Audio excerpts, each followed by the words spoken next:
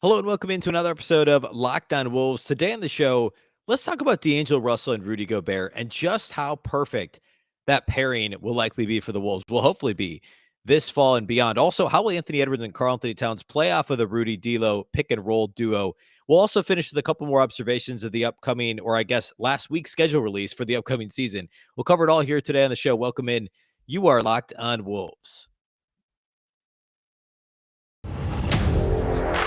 You are Locked On Timberwolves, your daily Minnesota Timberwolves podcast. Part of the Locked On Podcast Network. Your team every day.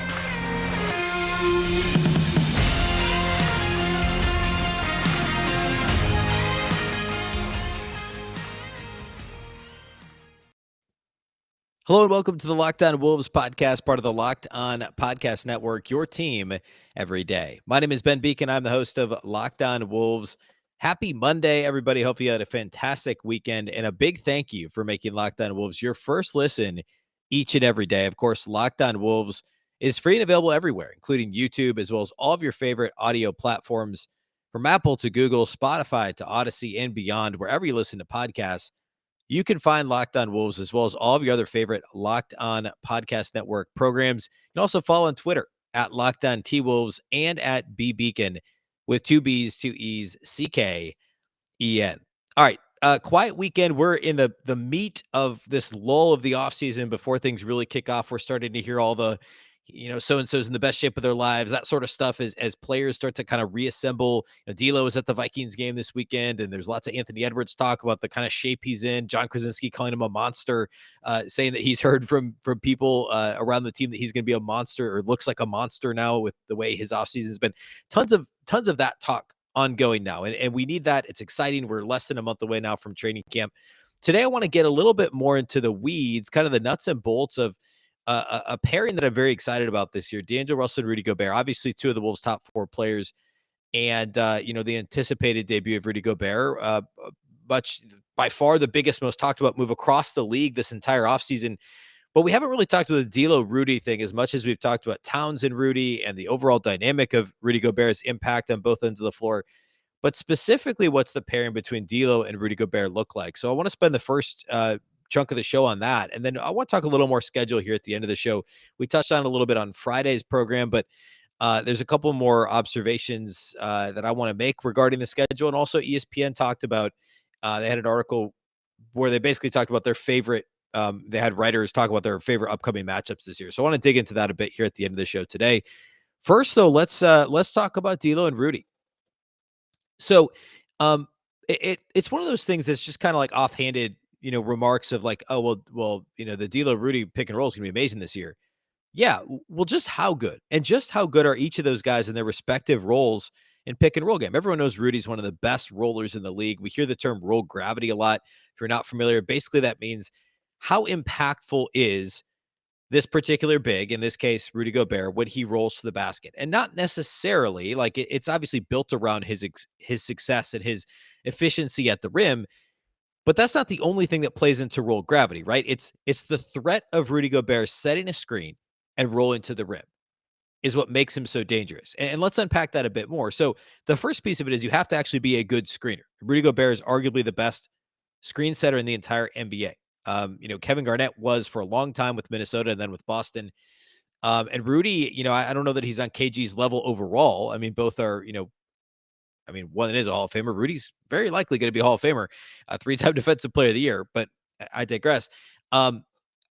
He automatically already is one of the top two screen setters in Timberwolves history. He's fantastic. Number two, you have to actually be a threat roll into the basket, which Rudy is because he's gigantic. He's got a big wingspan. He's got good enough hands for his size, and he can finish at the rim as good as anyone in the league. He was, over 70% or something within 3 feet of the rim, which is the only place he really shoots anyway. And he's also a good enough free throw shooter that, you're not necessarily playing hacker Rudy. He can hold his own there so that, it's not a constant parade to the free throw line. But all that to say, like he's dangerous in both of those areas, which means that his roll gravity, the threat of Rudy screening and rolling, has a massive impact on how defenses can defend a Rudy Gobert offense, right? So that's his roll gravity. Now, D'Angelo Russell is a really good passer. He's a very good pick and roll player in general. And he's also really a 3-level scorer. He doesn't love going to the rim. He doesn't draw a ton of fouls, but he can. And he's crafty enough and a good enough passer from really any platform. That's one of the things with D'Lo is he can throw the ball. You hear that about Aaron Rodgers in football. He can throw from any platform, right? He can throw traditional kind of 3/4 over the top, or he can throw traditional 3/4. He can go straight over the top. He can go sidearm.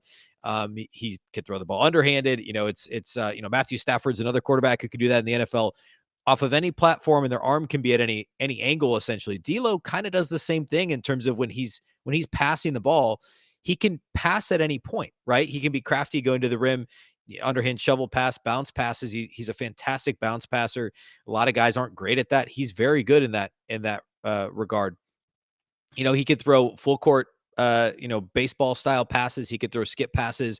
A lot of point guards can, but D'Lo is his understanding of timing and spacing, and also the English, the spin he can put on the ball as a passer is incredible. He's a very good pick and roll player.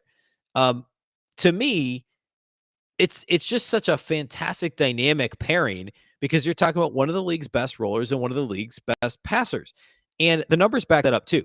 I mentioned a minute ago, it kind of offhandedly say it, and everybody just kind of accepts it, but it's really true. So let's start first with, let's see, who do I have pulled up here? Let's start first with, I think I have D'Lo pulled up here actually first. Let's start with Rudy. So let's look at the B-Ball Index numbers. So bball-index.com. It's a paid subscription service. They do a fantastic job of breaking down a number of different stats. There's a lot of great things about B-Ball Index, but they have listed on their site points per possession, similar to how you can get some of this stuff at nba.com/stats, right? So as a pick and roll man, points per possession, Rudy Gobert is a 1.29 points per possession as a pick and roll man. That's 99th percentile league wide, or as B-Ball Index calls it, an A+, 1.9 points per possession as the pick and roll man, which is absolutely insane. And again, it's not a surprise. We know he's good at that, but to actually assign a value to it and see it in a tangible way, it's not just an eye test thing. It's very real. They also go a little bit deeper on B-Ball Index with screening and rolling. 93rd percentile in terms of volume of roll man possessions per 75 possessions. So for every 75 possessions, he's the roll man 4 times, and that's 93rd percentile league wide. He's 92nd percentile in total roll man impact per 75 possessions. That's an A grade. Roll impact per 75 possessions, also 92%. That's an A. When he slips screens, which he does 12% of the time. So 12% of the time when he sets a screen, he slips the screen, meaning instead of actually completing setting the screen, it's essentially a fake screen and a slip to the basket. So instead of setting the pick and rolling, it's a faux pick and a slip to kind of suck the defense up. When you've ran a bunch of these in a row, you can catch the defense off guard. He's 94th percentile there. That's grades out as an A. And of course, screen assists, the very Utah and their broadcasters. Shout out to David Locke, and of course, Locked On Jazz, as well as the play-by-play announcer for the Jazz. And all Utah media talks about screen assists per 75 possessions, 99th percentile. That's an A+ grade for Rudy Gobert as a screener. We can also talk about D'Angelo Russell and his impact as a pick and roll ball handler, according to B-Ball Index. His pick and roll ball handler points per possession, 93rd percentile, 0.92 points per possession. That also grades out as an A. So Rudy's 99th percentile is the roll man, which is an A, or an A+, according to B-Ball Index, 99th percentile. D'Lo, 93rd percentile, grades out as an A as a pick and roll ball handler. So the numbers back up the eye test, telling us that these guys are fantastic at those roles. The numbers absolutely underscore that. I want to get a little bit more into the other players on the floor, both Ant and Cat, as well as Jaden McDaniels. That very likely is the starting 5. How does the rest of the players play off this surely dynamic pick and roll 2-man game between Rudy and D'Lo? So we're going to do that here next. First, so let's talk about our new / old friends over at Rocket Money. Trust me, they've been our friends for a while. If you keep on saying you need to make a budget, but you never do it, if somehow you keep missing credit card payments, if you're afraid to look at your bank statements, then it's time you take back control of your financial life. Meet Rocket Money, formerly Truebill, our favorite financial app here at the Locked On Network. So why did Truebill change their name to Rocket Money? We'll tell you what we heard. Truebill is now backed by Rocket Companies and has grown from a bill management app into a full-on personal finance empowerment tool that helps over 3.4 million people with budgeting, lowering bills, canceling subscriptions, and more, saving each of their members on average $700 per year. With all that growth comes the next evolution in Truebill's story, a new name. Bottom line, Rocket Money is everything that I've loved about Truebill, but with a fresh look and feel. Start canceling your unused subscriptions and save money at rocketmoney.com/LockedOnNBA. Again, that's rocketmoney.com/LockedOnNBA, or download the app from the Apple App Store or Google Play Store.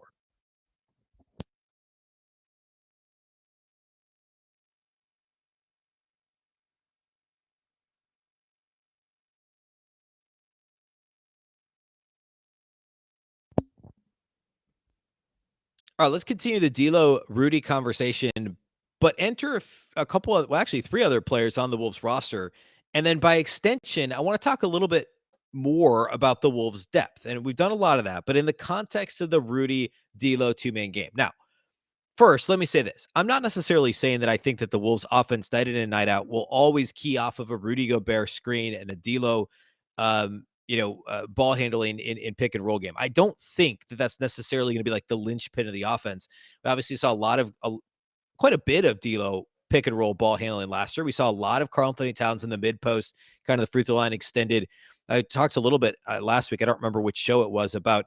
Could those possessions be a little bit more limited now with Rudy? I don't like the term clogging the paint, but perhaps things are a little bit crowded. The spacing maybe won't be as great with Rudy lingering around the paint. Will Towns be able to have those mid post touches? That remains to be seen. But in the event the Wolves do a lot of D'Lo Rudy pick and roll, which I think they will, how do the rest of the guys play off of that? Well, Anthony Edwards is a pretty good pick and roll ball handler himself. I'm going to pull up his exact pick and roll points per possession as well. Not nearly as good as D'Lo, understandably so. He's not a point guard. He's also, a 20-year-old last year. Ant was. D'Lo's got a bit more experience, more possessions as a pick and roll ball handler under his belt. Anthony Edwards was 73rd percentile, which is actually a B. If you look at league wide, 0.85 points per possession. D'Lo was 90th percentile, which is an A. He was 0.93 points per possession. For Ant, it's 0.85 points per possession. This is just last year as a pick and roll ball handler, according to B-Ball Index. So he's good in pick and roll. What I always like to underscore, though, with Ant is how fantastic he is as a off of dribble handoff action. Handoff points per possession, he's an A-, 81st percentile, 0.95 points per possession. Anytime you can get Ant downhill, usually in dribble handoff, it's not as likely you're going to come out of dribble handoff and have the option to pass. I mean, you do, but when you're handling the ball in a pick and roll situation, you have more time to survey the floor. There's more options in front of you. There's the roll man. A dribble handoff is essentially a pick and roll. But when you get the ball, you're already in attack mode, right? Because you're getting the ball and you're facing the rim. You can go downhill directly at the rim and attack, use your athleticism or brute force and score. And passing isn't as frequent of an option out of dribble handoff as it might be out of pick and roll. Again, it's effectively pick and roll. The angles are just slightly different. And usually you're a lot of times with dribble handoff, there's just the angles are better for attacking than they are for passing. And Ant is fantastic when you remove the passing option and he's just attacking, which is also, he's fantastic in isolation. He's an A-, 84th percentile there as well. Ant is becoming a better passer and playmaker, but currently, because of his size, his athleticism, and the advantage he enjoys in both those areas over virtually anyone that's going to try to defend him, he's so good in dribble handoff action. So can you just run Ant and dribble handoff with Rudy Gobert? Sure. I don't know that Rudy's quite as dangerous in dribble handoff. Again, it's a little, you can certainly roll out of it just like you would in a screen and roll. And Utah did a decent amount of that too. So we could see that. We could see more of Karl-Anthony Towns in dribble handoff. The primary difference there is in dribble handoff, you've got the option to fake the handoff and keep the ball. Well, Rudy's not going to put the ball on the floor and score. Rudy's not going to shoot a step back from 20 feet or from 25 feet. Karl-Anthony Towns could do both of those things. So could we see more D'Lo and Rudy Gobert pick and roll on one side of the floor? And then on the other side, we're seeing more Ant and Cat dribble handoff, where Cat's got the option to fake the handoff, step back three, step back mid-range, put the ball on the floor and attack against a smaller, helpless defender if he's playing the four, or he hands the ball off to Ant, who's going downhill at 0.95 points per possession, an A- league-wide, 81st percentile. those are 4 dynamic options. D'Lo coming off a pick and roll, hitting Rudy, going to the paint, or D'Lo attacking, scoring from the mid-range, or pulling up from 3, or you've got Ant going downhill and dribble handoff, or popping a three-pointer off a dribble handoff, or Karl-Anthony Towns either keeping the ball, driving to the basket, or stepping outside the arc to shoot a step-back 3. That right there are 4 options out of very basic NBA sets and actions with pick and roll game and dribble handoff. And those dynamic skills that each of those 4 players possess are really collectively very unique league wide. I mean, what other team is going to have 4 players with that uniquely specific skill set who can all score in such great ways? Rudy being as proficient as he is as a screener and as a roller and scorer. Karl-Anthony Towns proficient at all 3 levels for his size. And one of the best period shooters in the league, full stop. Not simply big man shooters in the league, one of the best shooters in the league. D'Lo being one of the better 3-level scorers and passers, and Ant possessing athleticism that nobody else in the league does, and also the ability to score at all 3 levels. It's absolutely potent, dynamic. And, if Ant can continue to improve his decision-making and his passing ability, and Cat can continue to do the same, and Rudy keeps being Rudy, and D'Lo is, stays within himself and is reasonable within the confines of the offense, which when he did that last year, he was great. When he didn't, he wasn't. The ceiling of this offense, it really is a sky's the limit type situation. And then off of that, and I want to unpack this a bit more in a future show, but I want to briefly just touch on this. You look at some of the complementary pieces, and we'll start with Jaden McDaniels because he's very likely the 5th starter for this team on opening night in mid-October. Jaden McDaniels is really good at all the things he's going to be asked to do already, and he's already so raw. He doesn't put the ball on the floor and score with much effectiveness. He doesn't pass with much effectiveness. Now, he was leaps and bounds better as a second-year player than he was as a rookie, but the other stuff, he's good at the other stuff, right? So, like, for instance, scoring off of screens, shooting the ball off of screens, spot up shooting, 1.04 points per possession for Jaden last year. That was actually best on the team scoring off of screens. It was better than Jalen Noel, barely. It was better than Karl-Anthony Towns. It was better than Anthony Edwards. It was better than Malik Beasley. Talk about as a cutter. Jaden McDaniels was 3rd on the team in points per possession as a cutter last year, 1.37 points per possession, behind only Karl-Anthony Towns and Jalen Noel, neither of whom did it very frequently. Jaden McDaniels, 11% of his offensive possessions, according to NBA.com, stats.nba.com, just under 11% of his possessions were as a cutter, which is a lot more than Towns or Noel. So, you sort it by, I guess, frequency. The only other player that had a similar frequency as a cutter was Naz Reid. And Jaden had a 1.37 points per possession, again, only behind Towns and Noel. So he's really good at those things, which are both scoring off the ball, right? Coming off of screens and as a cutter. The interesting thing about those lists, very quickly, the other guys who are near the top of scoring without the ball, or another way of saying this would be scoring out of sets that weren't necessarily, they weren't the 1st or 2nd or probably even 3rd option. Those are the guys that are still on the team. There's 4 rotation guys really that are gone now that were on the team last year, but they weren't in the top 4 or 5 in these categories. So go back to scoring off of screens. Here's the list, the best players on the team in order: Jaden McDaniels, Jalen Noel, both role players still on the team; Karl-Anthony Towns, Taurean Prince, a role player still on the team; Anthony Edwards, Malik Beasley is 6th on the list. He's no longer on the team. So the top 5 players in scoring off of ball screens, off the ball, off of screens, shooting the ball off of screens, are still on the team. Go to cutters in order: Karl-Anthony Towns, Jalen Noel, Jaden McDaniels, Jordan McLaughlin, Naz Reid, another role player who may or may not actually have a regular rotation role, was 5th in scoring points per possession as a cutter last year for the Wolves. D'Angelo Russell was 6th. Malik Beasley, 7th. Anthony Edwards, 8th. And then you get to Jared Vanderbilt, Josh Kogi, Patrick Beverley, all guys not on the team anymore. So your top 6 players scoring as cutters are still on the team. Your top 5 players in scoring off of screens are still on the team.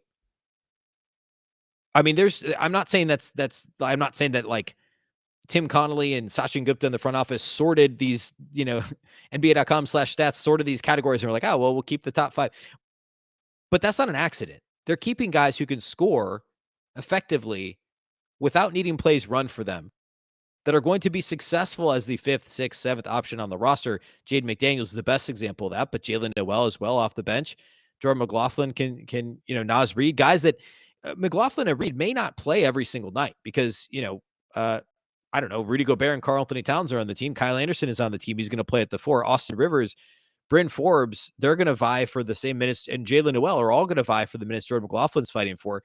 But there's going to be nights where matchups, foul trouble, injuries, etc., necessitate McLaughlin and Reed and some of these guys playing, and they're good at what they're good at, right? And the Wolves need them to be good at those things. They're good at being lower usage type guys or guys that can step into higher usage roles as necessary, but they don't need the ball in their hands to be successful. And they can score without the ball, if that makes sense, right? And obviously that it doesn't make sense actually, but if you know what I mean, they don't need the play to be called for them. They don't need to be central to the primary action in the play. They can be a secondary or third or fourth option on a play and still be effective in that role. And the Wolves still have guys on the roster that can do all of those things. And that was not by accident for the Timberwolves front office this offseason. Okay. I want to finish the show by talking a little more schedule, some of the stuff ESPN, their writer said about the breakdown of this year's schedule related to the Wolves, where the Wolves show up on some of these different schedule breakdown lists. We're going to do that here next.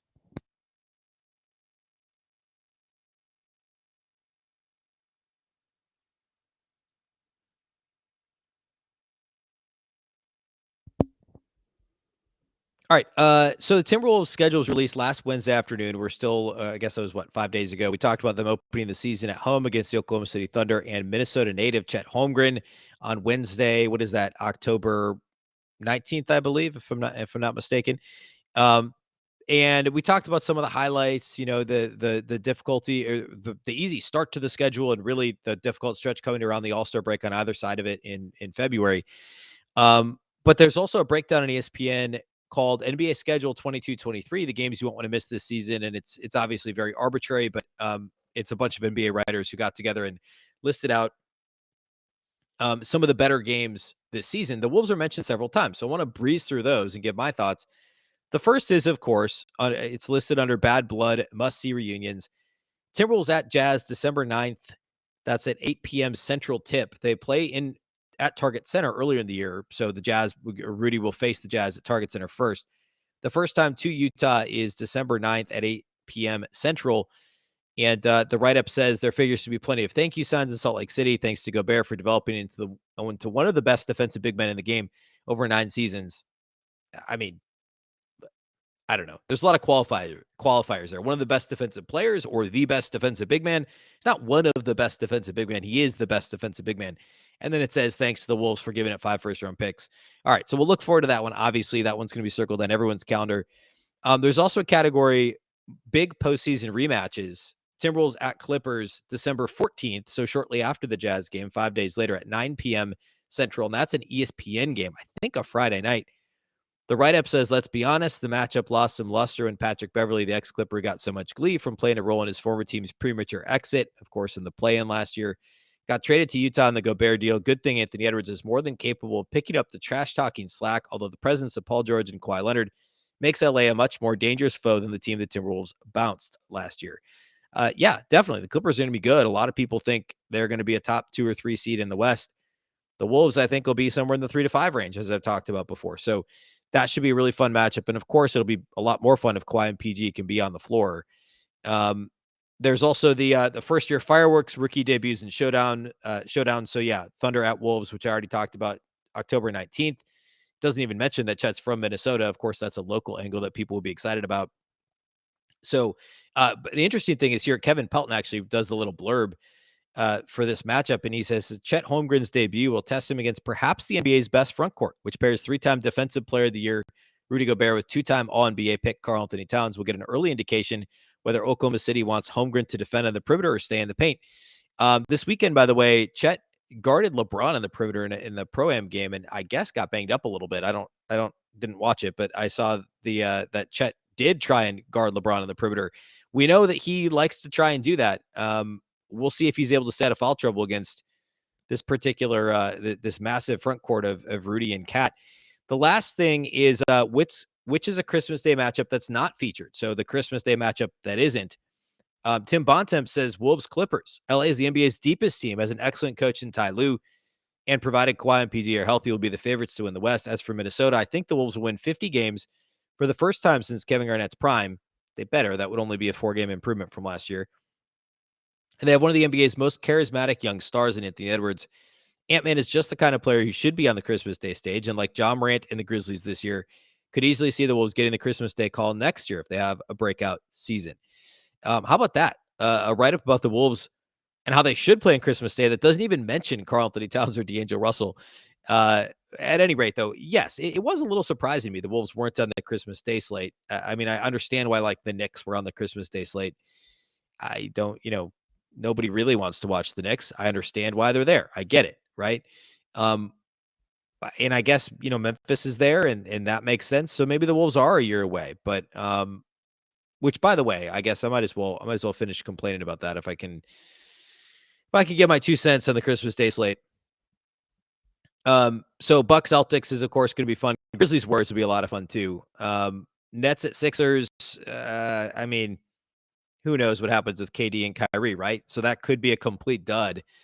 And that's I don't know. That frustrates me. And then of course the Knicks playing period on Christmas Day is not my favorite thing. But at any rate, the Wolves don't get a Christmas Day game. Of course they did during the Jimmy Butler year. So that has happened, but of course having Jimmy Butler is what allowed that to take place. And not so much this year. We'll see about next year. I think it's a real possibility, assuming they have a decent season, right? If the Wolves get to the second round of the playoffs and Ant continues to be Ant and continues to grow, it's very probable that the Wolves would have a Christmas Day game next year. All right. That's all we have for you today here on the show. Of course, we'll have shows again later this week, Wednesday and Friday. I want to continue breaking down the Wolves bench and complementary players. I think it's really fascinating to see how the Wolves have crafted this roster. Tim Connolly has the players that he was able to hang on to after the Rudy trade and the players that he has brought back in Taurean Prince and, made sure to hang on to on affordable contracts in McLaughlin and Nas, the way they've augmented the roster with the Austin Rivers and Bryn Forbes of the world. I think it's all really interesting. So I want to dig a bit more into that here as we go throughout the week. A big thank you again for making Locked On Wolves your first listen each and every day. It's greatly appreciated. If you watch on YouTube, please make sure to subscribe to the channel, like the video, comment. It all helps. It's greatly appreciated. If you listen on Apple, please help us out with the review. That's also greatly appreciated. You can also find us on any other audio platform you like to listen to your podcast. You can follow on Twitter at Locked On T-Wolves and also at Beecken with 2 B's, 2 E's, CKEN. Of course, the Locked On Wolves podcast is part of the Locked On Podcast Network. Remember, the Locked On Network is your local experts on all the biggest stories. And now for your second listen, get up to date on the latest news and rumors in the NBA in just 30 minutes every day with Locked On NBA. Locked On NBA, your daily NBA update in just 30 minutes. Once again, I'm Ben Beecken. This is the Locked On Wolves podcast, and we'll catch you next time.